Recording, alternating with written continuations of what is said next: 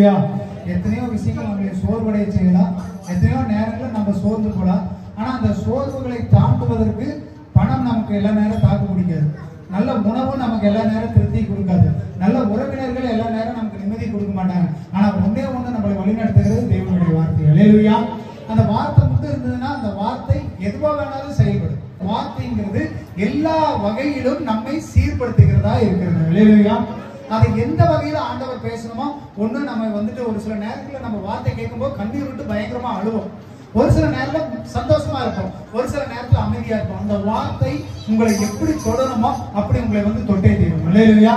அது தேவ வார்த்தைக்கு மட்டும்தான் ஒரு உண்டு, மனுஷனால முடியாது. அப்படி நம்ம வாழ்க்கையில் நடக்கிற அநேக காரியங்கள்ல அவர் நடத்துகிற விஷயங்கள்ல பாத்தீங்கன்னா ஒரு சில விஷயங்கள் தாமதமாகும், ஒரு சில நேரத்துல அது என்னடா நமக்கு இப்படி ஆயிடுச்சு திடீர்னு தடைபட்டும் போகும். இப்படி நிறைய நேரங்கள்ல நமக்கு நடக்கிற காரியங்கள் சரியா நடக்குதா சரியா நடக்கலையா அப்படிங்கறத நம்ம தெரிஞ்சு கொள்வது மிகவும் அவசியம். அப்படி நடக்கிற விஷயங்கள் தேவ சித்தத்துல நடக்குதா, அது எப்படி தேவன் நடத்துறாரு, என் வாழ்க்கையில ஆண்டவர் நடத்துறாரு அப்படின்னா ஏதோ ஒரு விஷயம் இருக்கணும். அந்த விஷயத்தை நான் எப்படி தெரிந்து கொள்வது? அல்லேலூயா. என்ன ஆகும்? 9வது அதிகாரம் 17வது வசனம் 18வது வசனம் வாசிங்க.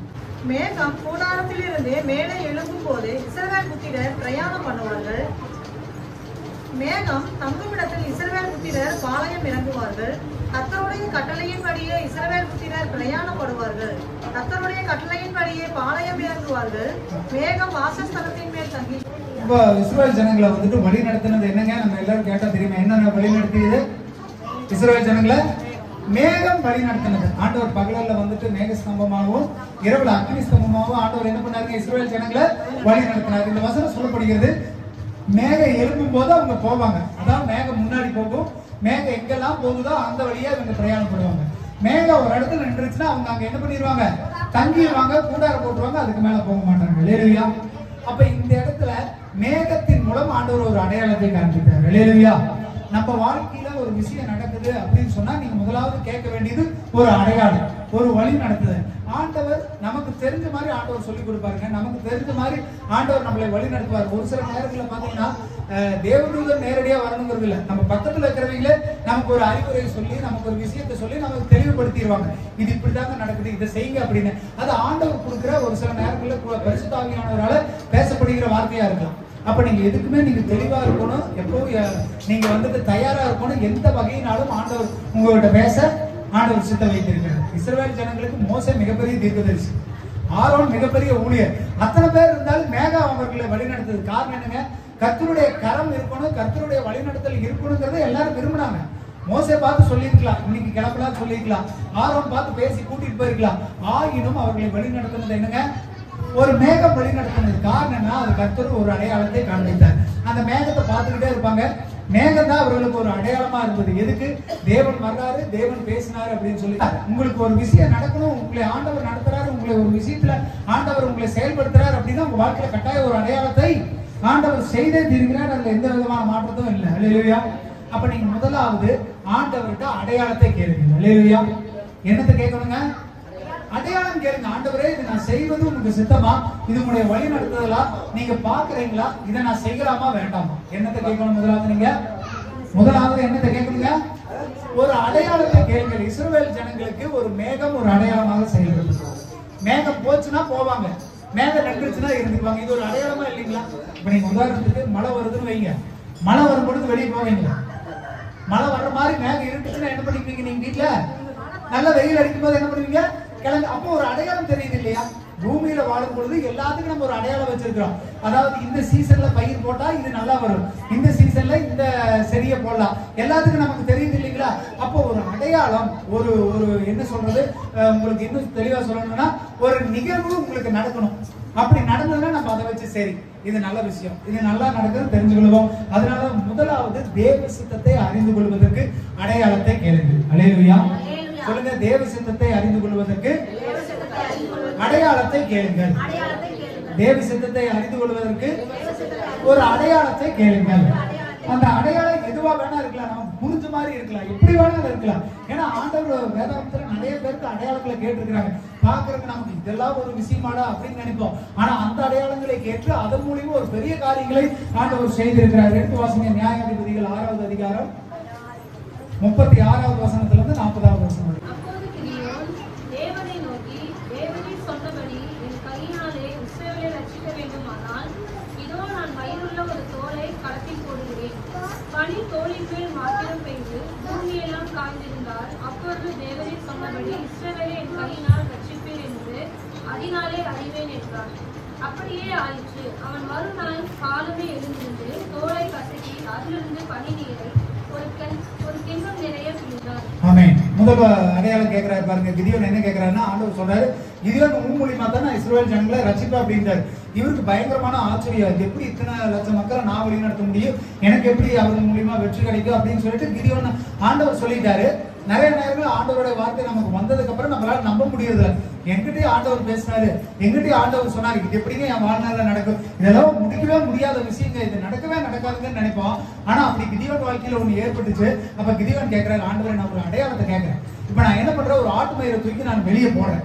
அப்படி போடும் பொழுது பனி அந்த தோல் மேல மட்டும் வரணும், மத்த எங்கேயும் படக்கூடாது, அதை எனக்கு ஒரு அடையாளமா காட்டுங்க அப்படிங்கிறாரு முதல் நாள். அப்ப என்ன நடக்குது, ஆண்டவர் அதே மாதிரி செய்யறாரு. பாத்தீங்கன்னா அந்த தோல்ல மட்டும் பனி படுத்திருக்குது, அதை எடுத்து தனியா புழிஞ்சு எடுத்துறாரு.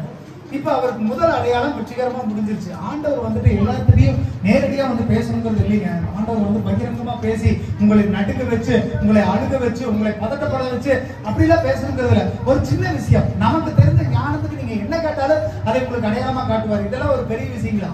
கிதியோன் ஒரு மிகப்பெரிய ஒரு ரட்சிப்பு ஆண்டவர் கொடுக்க போறாரு. நேரடியா இறங்கி வந்து இஸ்ரவேல் ஜனங்களுக்கு முன்னாடி கிதியோன் தலைமையில கைய வச்சு அபிஷேகம் பண்ணிட்டு போயிருக்கலாம். ஆனா ஆண்டவர் சொன்ன வார்த்தையை ஈஸியா அவர் புரிஞ்சுக்கிறார். நம்ம ஞானத்துக்கு ஏற்ற மாதிரி நீங்க கேட்டு பழகுங்க, ரொம்பலாம் கேட்காதீங்க. நல்ல ஒரு சின்ன சின்ன விஷயங்கள் கேட்டு பாருங்க. ஆண்டவரே எனக்கு இதை காட்டுங்க, இது ஒரு அடையாளமா காட்டுங்க. சின்ன நம்ம செய்யற வேலையில காட்டலாம். ஆண்டவரே இன்னைக்கு வந்துட்டு இது நடக்குதுன்னா இது உங்களுடைய அடையாளமா நான் நினைச்சுக்கிறேன். இல்ல நமக்கு நம்ம வீட்டுல நடக்கிற விஷயங்கள் ரொம்ப பெரிய காம்ப்ளிகேட்டடா வானத்தை குழந்தை அக்கினி இறக்குங்க ஆண்டவரே எல்லாம் கேட்காதீங்க. ஆண்டவரே இது எனக்கு செய்யணுமா என் வாழ்நாள், சின்ன விஷயம், உங்களுக்கு எது உங்க ஞானத்துக்கு எது பட்டுச்சோ, உங்க அறிவுக்கு எதை புரிஞ்சு கொள்ள முடியுமோ அப்படி கேளுங்க. கிதியோன் அப்படித்தானே கேட்டாரு, நான் ஒரு தோலை தூக்கி வெளியே போடுறேன், பனி பெய்யணும், அந்த பனி தோல் மேல மட்டும் தான் பனி பெய்யணும், நிலத்துல பெய்யக்கூடாது. இது சாதாரண விஷயம் தானே. அடுத்த நாள் பாக்குறாரு, தோல் மட்டும் தான் பனி இருந்தது, வேற எங்கேயும் இல்ல. அடுத்த வருஷம் வாசிங்க. தேவனை நோக்கி, நான் இன்னும் ஒரு விஷயம் மாத்திரம் பேசுகிறேன். உமது கோபம் என் மேல் மூடாதிருப்பதாக. தோலினாலே நான் இன்னும் ஒரு விஷயம் சோதனை பண்ணட்டும். தோல் மாத்திரம் காய்ந்திருக்கவும் பூமி எங்கும் பனி பெய்ந்திருக்கவும் கட்டளையிடும் என்றார். அப்படியே தேவன் அந்த ராத்திரி செய்தார். தோல் மாத்திரம் காய்ந்திருந்து பூமி எங்கும் பனி பெய்திருக்கிறது. ஆமென். ஹல்லேலூயா. இப்ப பாருங்க எப்படிங்க கன்ஃபர்மேஷன், இது நம்மளே செஞ்சிருக்கிறோம். நமக்கே நிறைய நேரத்துல குழப்பம் வரும். ஓ இதை செஞ்சுட்டு ஓரளவுக்கு நமக்கு கைகூடி வர மாதிரி இருக்கு. ஓ இல்ல ஒருவேளை அப்படி நடந்திருந்தா நல்லா இருந்திருக்குமோ. இது எல்லாத்துக்கும் வராதானே, ஒரு ரெண்டு எண்ணங்கள் வரும். ஒரு சில நேரத்துல இது நடக்கவே நடக்காதுன்னு நினைப்போம். யாராவது நமக்கு செஞ்சுட்டான்னு வைங்களேன், சரி இதை இன்னும் கொஞ்சம் கேட்டு பார்த்துருக்கலாமா, இல்லைன்னா வேற மாதிரி செஞ்சிருந்தா இதை விட நம்ம கேட்டுருந்தா அவங்க செஞ்சிருப்பாங்களா அப்படிங்கிற ஒரு எண்ணம் வரும். இரண்டாவது கிதியோன் கேட்கிறாரு பாருங்க, ஆண்டவரே ரெண்டாவது நான் தோலை போடுறேன், இப்ப என்ன நடக்கும்னா தோல்ல மட்டும் பனி பெய்யக்கூடாது, அதை சுற்றி மற்ற இடங்கள்ல பனி பெய்யணும் அப்படின்னு கேட்டாரு. ஹல்லேலூயா. இப்ப அதே மாதிரி ஆண்டவர் செய்யறாருங்க, வெளியே பனி பெய்ய வைக்கிறார், தோல்ல மட்டும் பனி விடுங்க. ஹல்லேலூயா. அடையாளத்தை உங்க வாழ்நாள்ல கேளுங்க. எனக்கு ஏதாவது ஒரு நல்லது நடக்கணும், இல்ல என் வாழ்க்கையில ஏதாவது நடக்கும்னா நீங்க அடையாளத்தை கேட்டு பழகுங்க. அடையாளம் எப்படி வேணா இருக்கலாம். இது குறிப்பா நான் உங்களுக்கு சொல்றது என்னன்னா, நீங்க புரிஞ்சுக்கிற மாதிரியான ஒரு அடையாளம். அப்ப ஆண்டவர் எளிமையா உங்களுக்கு விளக்கி தரக்கு அடையாளத்தை காட்ட விரும்புகிறார். ஹல்லேலூயா. நீங்க அடையாளத்தை கேட்டு பழகுங்கள். ஹல்லேலூயா. உங்க பக்கத்துல இருக்கிறதுலயே கேளுங்க, உங்க சுத்தி இருக்கிறதுலயே கேளுங்க, உங்க கண்ணுக்கு தெரிகிறத வச்சு அடையாளத்தை கேளுங்க. எதையோ கேட்டு அதை புரிஞ்சு கொள்ற கூட நமக்கு நிறைய நேரங்கள் அறிவில்லாம போயிடும். மிகப்பெரிய அடையாளத்தை கேட்போம், ஆனா நடக்கும்பொழுது அது ஏதோ நடந்திருக்குதா. திடீர்னு நம்ம நினைச்சுக்கிட்டு இருப்போம், ஆண்டவரே எனக்கு நாளைக்கு வேலை நல்லா நடக்கும்னா வானத்துல இருந்து ஒரு பெரிய சத்தம் வரணும் ஆண்டவரே, கேட்டுட்டு தூங்கிடுவீங்க. அதே ஏதாவது டமார்னு ஒரு சத்தம் வந்திருக்கு, அந்த சத்தம் ஏன் வந்தது எதுக்கு வந்தது யாருக்குமே புரியாது. உங்களுடைய அறிவு கெட்டுன மாதிரி சின்ன சின்ன அடையாளத்தை கேளுங்க. உங்க வாழ்க்கையில ஆண்டவர் சிம்பிளா கேளுங்க, ஆண்டவர் எனக்கு நாளைக்கு இங்க போகணுமா, நான் காலையில எந்திரிக்கும் போது இது நடந்ததுன்னா நான் அடையாளமா தெரிஞ்சுக்கிறேன். அப்படி முதலாவது அடையாளத்தை கேளுங்கள். முதலாவது தேவ சித்தத்தை அறிந்து கொள்வதற்கு என்ன அவசியங்க? அடையாளம். இரண்டாவது என்னாகும் 9வது அதிகாரத்திலேயே 19வது வசனத்தை வாசிங்க.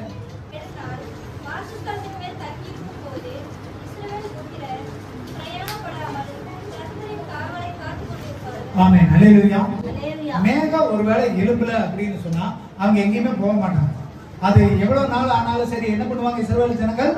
அந்த இடத்துல தான் காத்திருப்பாங்க. இரண்டாவது கர்த்தரின் சித்தத்திற்கு நீங்க என்ன பண்ணுங்க? காத்திருக்க வேண்டும். ஹல்லேலூயா. கர்த்தருடைய கட்டளைக்கு என்ன பண்ணணுங்க? நீங்க அந்த ஜனங்கள் இஸ்ரவேல் ஜனங்களுக்கு வழி தெரியும். ஆண்டவர் வாக்குத்தத்தம் பண்ணிட்டார்.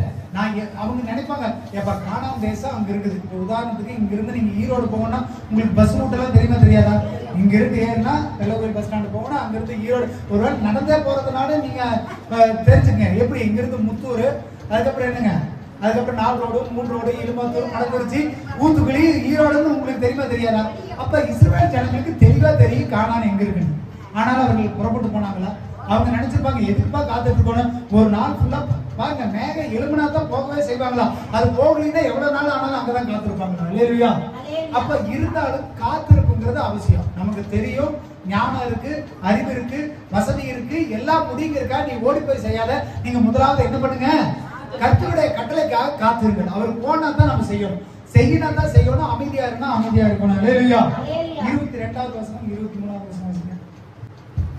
மேகமானது 2 நாளாவது 1 மாதமாவது 1 வருஷமாவது வாசஸ்தலத்தின் மேல் தங்கியிருக்கும் போதே இஸ்ரவேல் புத்திரர் பிரயாணம் பண்ணாமல் பாளையம் இறங்கி இருப்பார்கள். அதை உயர எழுப்பும் போது பிரயாணப்படுவார்கள்.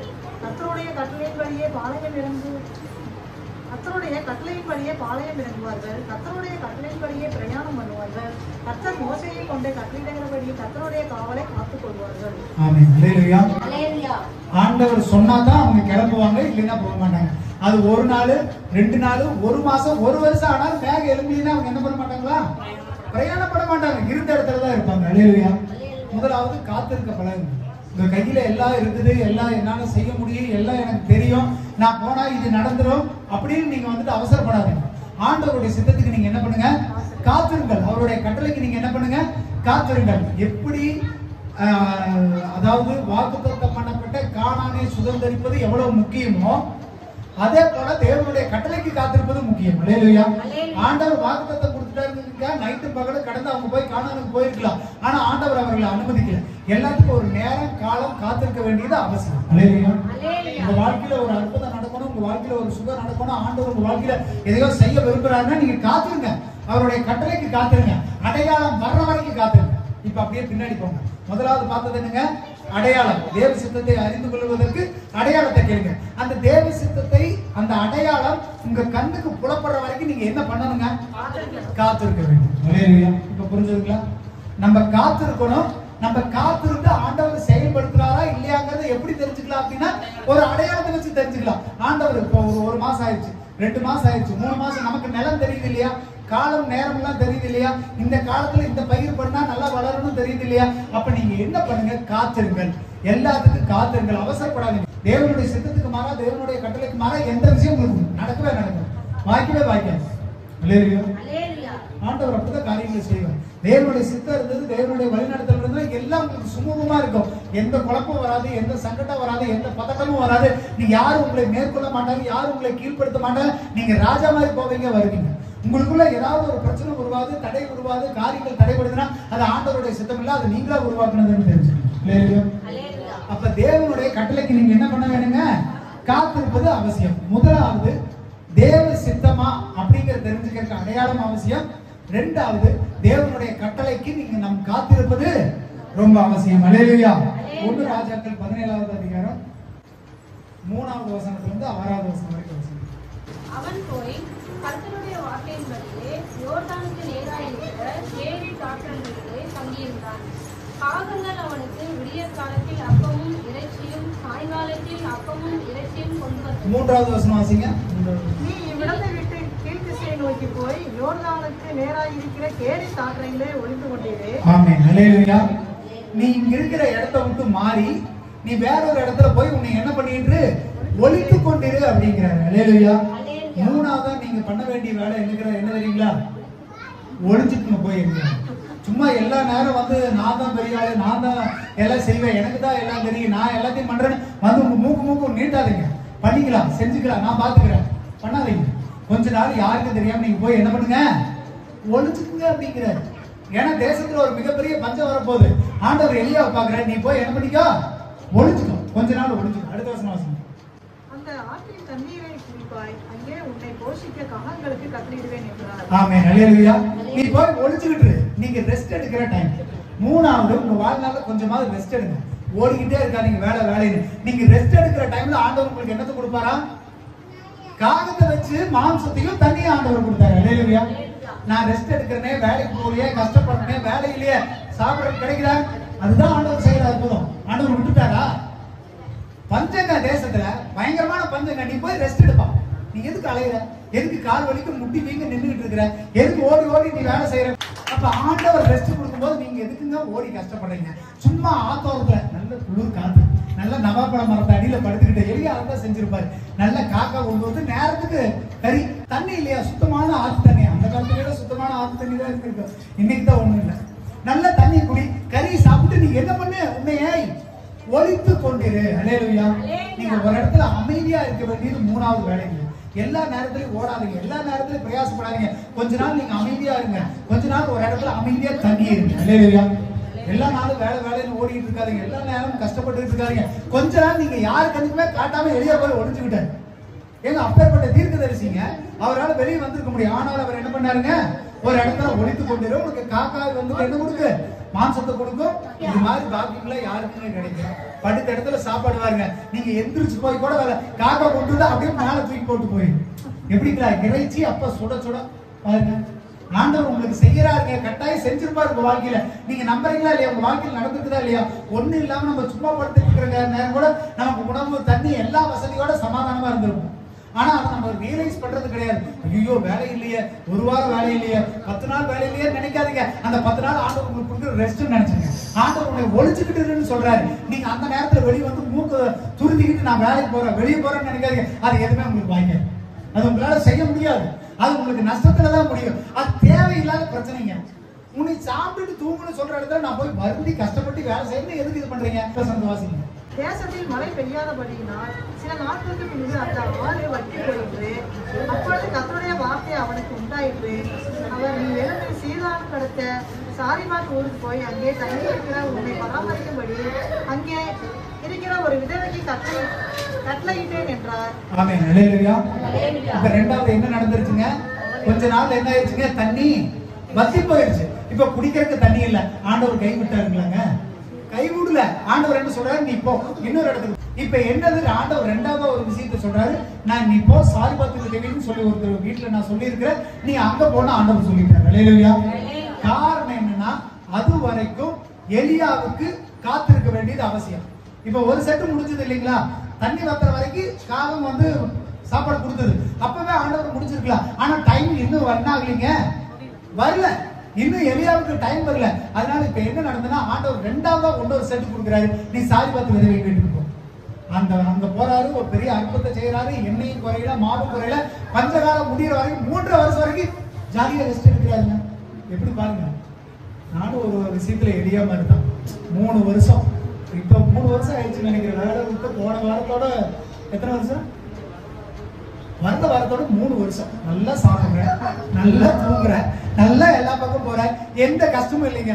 என்ன சும்மா வருத்ததுல உடம்பு ஃபங்க்ஷன் ஆக மாட்டேங்குது. அப்பப்ப ஏதோ ஒரு பிரச்சனை வந்துருது. சும்மாவே படுத்திருந்தா அப்புறம் எப்படிதான் இருக்கும் உடம்பு? பாருங்க, எளிய மாதிரி ஆண்டவர் என்னை யோசிக்கிறார். நேரத்துக்கு நான் நினைச்சுதான் அப்படி ஒரு போயிருந்த அரூர் 2 வாரம். என்ன பிரியாணி சாப்பிடுறதுக்காகவே போயிருந்துங்க, ஒரு வேலையும் நடக்கல. போன வாரம் தொடர்ந்து 3-4 நாள் அரூர் காலையில 5:30 ட்ரெயின் ஏறுவேன், 9:30 போய் சேருவேன். 12 மணிக்கு சுட சுட ஒரு பிரியாணி சாப்பிட்டு அடுத்து 4 மணிக்கு ட்ரெயின் ஏறி வந்துடுவேன். எனக்கு பிரியாணி சாப்பிட்றதுக்காக ஆண்டவர் அங்கே என்னை கூட்டிட்டு போயிருக்கிறேன். நிறைய நாள் சாப்பிட முடியலையான்னு நினைச்சிருந்தேன். ஆனா அங்க போய் சாப்பிட்டுட்டு அழகா வந்தேன்.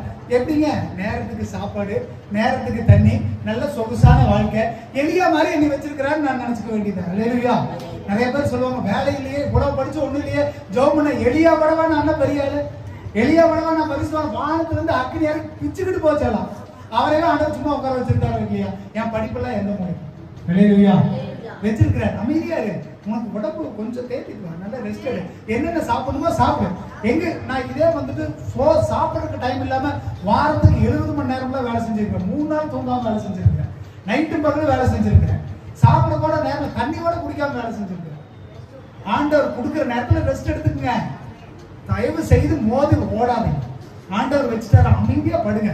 நல்ல நேரத்துக்கு ஃபேன் ஓடும், அப்படியே ஆன் பண்ணா ஃபேனு, ஏசி வேணுமா ஏசி போட்டு தூங்கலாம், நல்லா சாப்பிடலாம். நேரத்துக்கு மணி அடிச்சா சோறு. அதுக்காக ஜெயில் கைதின்னு நினைக்காதீங்க.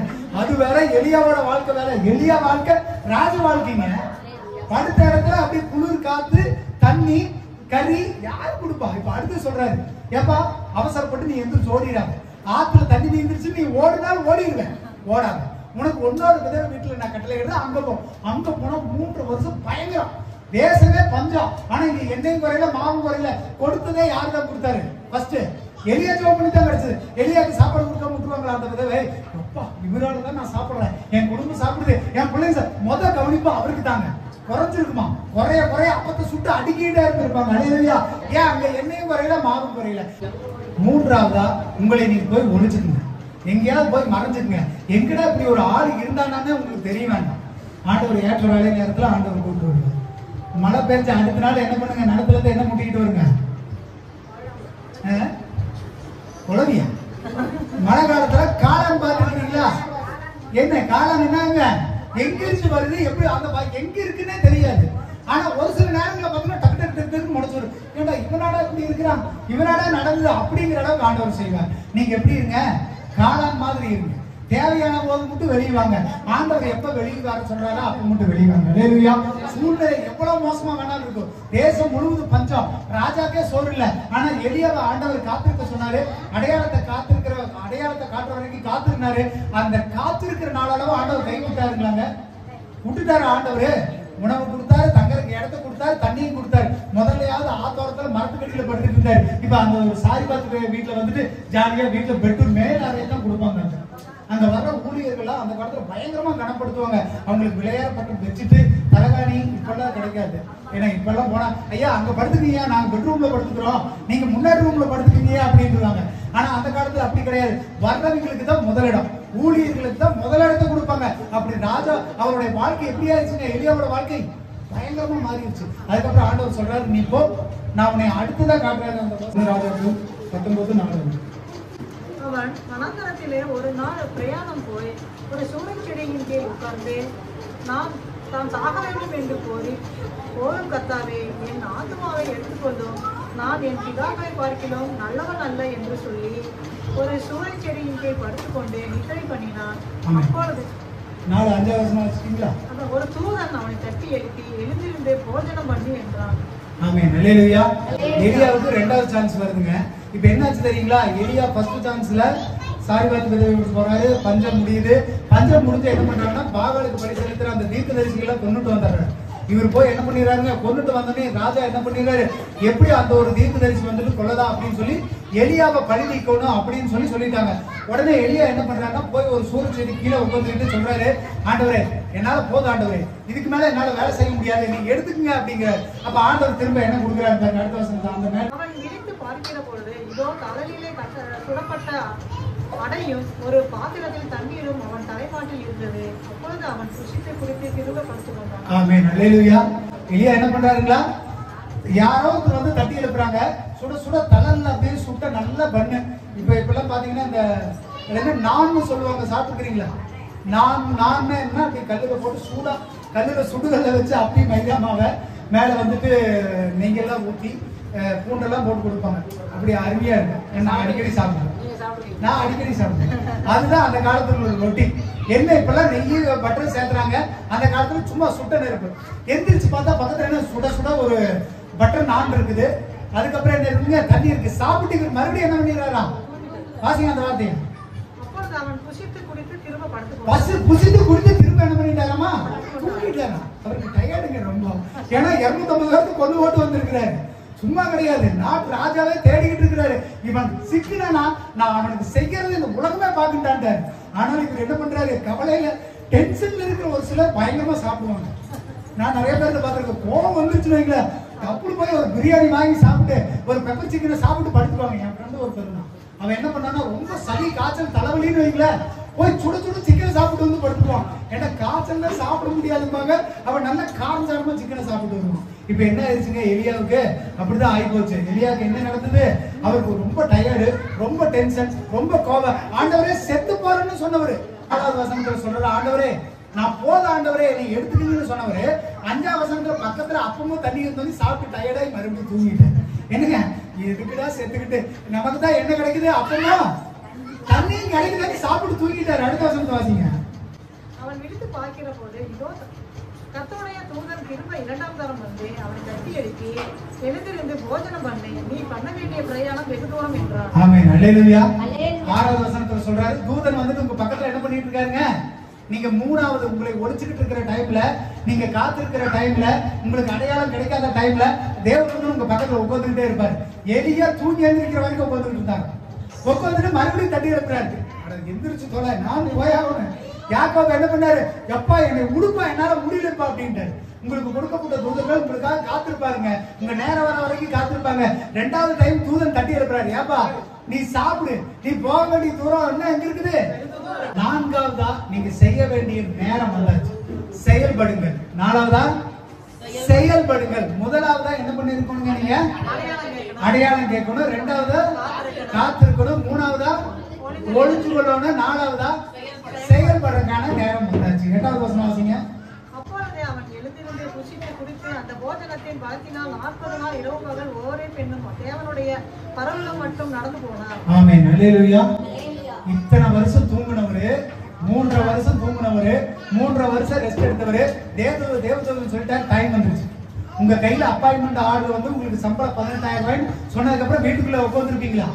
ராணிக்காவை கூப்பிட்டு, ஏமா வாமா, அந்த ஸ்பின்னிங் மில்ல தானே நீ வேலைக்கு வராம இருந்த, உன்னை சூப்பர்வைசரா போடும், உனக்கு 20,000 ரூபாய் சம்பளம், சேர்ல உட்காந்துக்கா, ஏசி ரூம்ல உட்காந்துக்கா அப்படின்னு வீட்டுல வந்து சொன்ன அடுத்த நிமிஷம் வீட்டுக்குள்ள இருப்பாங்களா? அங்க மில்லுல இருப்பாங்க.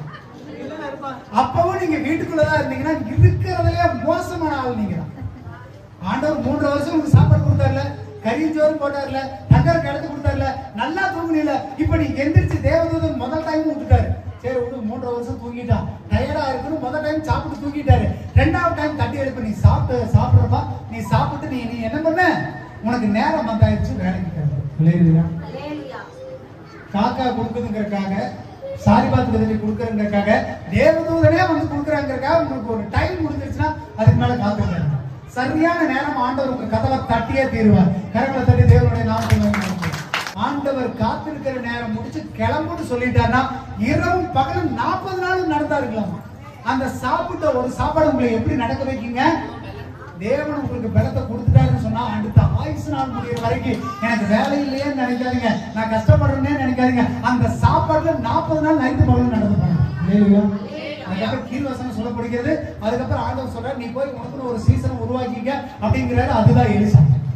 ஆண்டவர் கொண்டு வர்றாரு, தனக்கான ஊழியரை நியமிக்கிறாரு, அக்கினி ரதத்துல வானத்துல எடுத்துக் கொள்ளப்படுகிறாரு. உங்க நேரம் வர்ற வரைக்கும் முன்கூட்டியே ஓடணும்னு பிரயாசப்படாதீங்க. ஒரு அடையாளத்தை கேளுங்க, காத்துருங்க, நேரத்துக்காக பொறுத்துருங்க. அந்த நேரம் வந்துருச்சுன்னு சொன்னா அடுத்த 1 நிமிஷம் கூட தாமதிக்காதுங்க. 1வது நீங்க என்னத்தை கேளுங்க? அடையாளத்தை கேளுங்க. 2வது தேவனுடைய கட்டளைக்கு காத்திருங்கள். 3வது உங்களை போய் ஒளிந்து வைத்தீர்கள். ஆண்டவரா உங்களை வாழ்ந்து சொல்ற வரைக்கும், அதாவது உங்களுக்கு அடையாளம் தென்படுகிற வரைக்கும் நீங்க காத்திருங்கள். அது வரைக்கும் நீங்க என்ன பண்ணுங்க? ஒளிஞ்சு போய் இருந்துக்குங்க. எல்லா பக்கம் வெளியே வந்து நீங்க வந்துட்டு, ஐயா நான் வேலைக்கு போறீங்கயா, எனக்கு அந்த பிரச்சனை இருக்குதுங்கயா, இந்த பிரச்சனைக்கு இருக்கீங்க, நான் அங்க போறேன் இங்க போறேன்னு சொல்லிட்டு இருக்காது யாருக்கிட்டே. உங்களை ரெஸ்ட் எடுக்க சொல்லிட்டா நீங்க எதுக்கு மத்தவங்க சொல்லி புலம்பிட்டு இருக்கீங்க? எனக்கு அது இல்லை இது இல்லைன்னு ஆண்டவர் உங்களை போஷிக்கிறாருங்க. ஆண்டவர் சொல்லி அந்த டைம் முடிகிற வரைக்கும் உங்களை விட்டுட்டாரா? எலியாவை கடைசியா வெளியே அனுப்புற வரைக்கும் கடைசியிலேயே சாப்பிட விட்டுதாங்க அனுப்புறாரு. ஆண்டவருக்காக காத்திருந்தீங்கன்னு சொன்னீங்கன்னா ஆண்டவர் ஒரு நாள் கைவிட மாட்டாங்க. சூழ்நிலை எவ்வளவு மோசமா இருந்தாலும் ஆண்டவர் நிச்சயம் உங்களை நடத்தியே தீர்வார். அல்லேலூயா. 4வதா நீங்க என்ன பண்ணுங்க? செயல்படுங்கள். சொல்லுங்க, செயல்படுங்கள். இது நடந்ததுக்கு அப்புறமும் நீங்க உங்களை போய் ஒளிச்சு வச்சுக்கிட்டு இருக்கணுங்கிற அவசியம் இல்லை. நீங்க செயல்பட ஆண்டவர் உங்களை வெளியே அனுப்புனதுக்கு அப்புறம் காத்திருக்கணுங்கிற அவசியம் இல்லை. நீங்க செயல்படுன்னு சொன்னதுக்கு அப்புறம் அடையாளத்தை கேட்டுக்கிட்டு இருக்கணும் அவசியம் இல்லை. ஆண்டவர் உங்க வாழ்க்கையில ஒரு விஷயத்தை உண்டு பண்ணிட்டேன்னா உடனே செய்ய, அது நிச்சயம் உங்களுக்கு ஆசீர்வாதத்தை கொடுக்கும். அல்லேலூயா. அடையாளம்ங்கிறது என்ன தெரியுங்களா? ஒரு கன்ஃபர்மேஷன், அதாவது ஒரு உறுதி. ஆண்டவரே நான் இதை செய்யறதுன்னா எனக்கு ஒரு அடையாளம், ஒரு உறுதினா என்னங்க? இப்ப ஒரு இடத்துல உங்களை வந்துட்டு கூப்பிடுறாங்க அப்படின்னா, ஒரு வீடு பாக்குறேன்னா என்ன கேட்பாங்க? ஒரு அட்வான்ஸ் கொடுப்ப இல்லையா? ஒரு 1000 ரூபாய் கொடுத்துட்டு பாருங்க. அப்ப அது என்ன அடையாளம்? நான் அந்த வீட்டுக்கு வர்ற வரைக்கும் வீட்டு வாடகை 10,000 ரூபாயா இருக்கும், அட்வான்ஸ் 50,000 ரூபாயா இருக்கும். ஆனா நம்ம கொடுக்குற 1000 ரூபாய் தான். அது என்னங்க? ஒரு அடையாளம். என்ன? ஒரு உடன்படிக்கை மாதிரி. உங்களுக்கு எனக்கு நான் ஒரு 1000 ரூபாய் கொடுக்குறேன், நீங்க இந்த 1000 ரூபாய் வச்சுக்கிட்டு நான் வர்ற வரைக்கும் இந்த வீட்டை என்ன பண்ணுங்க? வச்சிருங்க. அப்ப முதலாவது ஒரு கன்ஃபர்மேஷன். சொல்லுங்க, கன்ஃபர்மேஷன். ஆண்டவர்கிட்ட ஒரு கன்ஃபர்மேஷன் வாங்க. ஆண்டவரே நான் இந்த விஷயத்தை செய்ய போறேன், இந்த இடத்துக்கு போக போறேன், நான் இவங்களை பார்க்க போறேன், எனக்கு ஒரு அடையாளத்தை கேளுங்க. அடையாளத்தை கேட்காம நீங்க கால் வைக்கவே வைக்காது. அல்லேலூயா. அப்ப முதலாவது அடையாளத்தை கேளுங்க. ரெண்டாவது, நமக்கு ஆண்டவர் கொடுக்கிற வாக்குக்கு நீங்க என்ன பண்ணுங்க, காத்திருக்க வேண்டியது அவசியம். காத்திருக்காம அவசரப்பட்டு எனக்கு ஞானம் இருக்கு, அறிவு இருக்கு, பணம் இருக்கு, பொருள் இருக்குன்னு ஓடி போய் டக்குனு செய்யாதீங்க.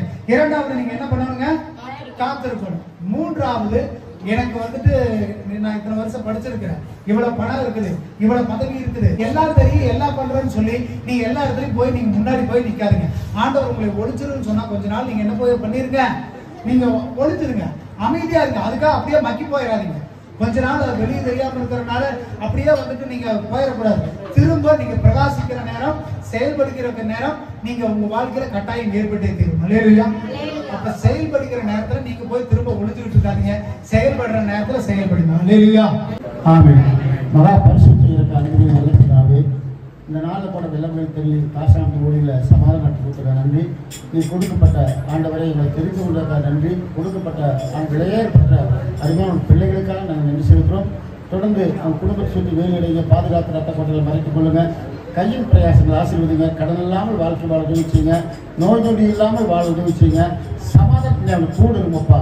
ஆண்டவர் எடுக்கெடுத்து குறையாத வற்றாத நீரூற்றை போல வளர்ந்த தோட்டத்துக்கும் ஆசீர்வாதத்தை கட்டிடுங்க.